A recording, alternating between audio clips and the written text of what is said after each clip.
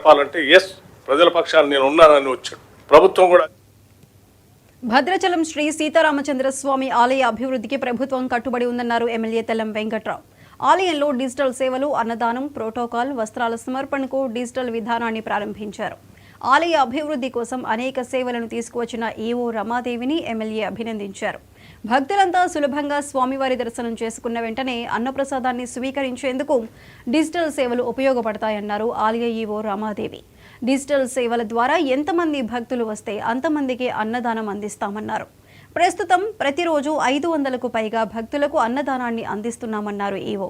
రానున్న కాలంలో 1500 మంది భక్తులకు అన్నదానం కల్పించే విధంగా విస్తరిస్తామన్నారు.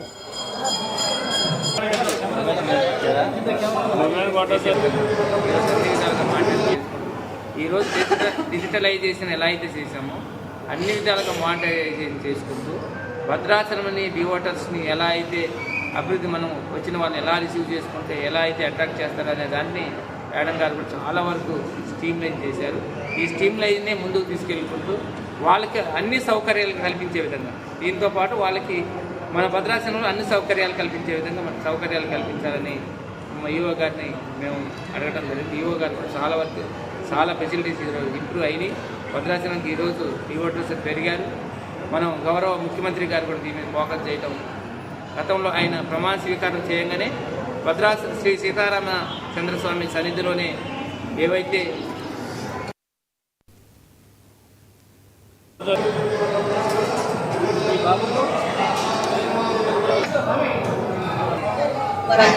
ఏదైనా భక్తులకు వచ్చే వారికి కడుపు నిండా ప్రసాదాన్ని అందించాలనే ఉద్దేశంతో కూడా ఉన్నాము. అది కూడా త్వరలో ప్రారంభించుకుంటాము.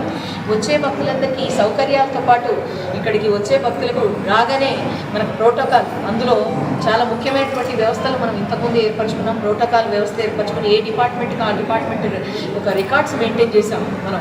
అలా కాకుండా దాన్ని కూడా డిజిటలైజేషన్ చేస్తే బాగుంటుందనే ఉద్దేశంతో తెలంగాణలో ఫస్ట్గా అంటే మన టెంపులే ముఖ్యంగా ప్రథమంగా స్టార్ట్ చేసాం మనం డిజిటలైజేషను. ఇంతకుముందు కూడా బంగారం, వెండి, నగలు ఏమైనా సమర్పిస్తే దానికి కూడా రిసీటు, దాని బొమ్మతో సహా మనం రిసీట్ ఇచ్చే విధంగా ఏర్పరచుకున్నాం. అది కూడా మనమే మన టెంపుల్ నుంచి ఫస్ట్గా చేసాము. దాన్ని కూడా మనకు ప్రశంసలు వచ్చాయి. మాజీ వైసీపీ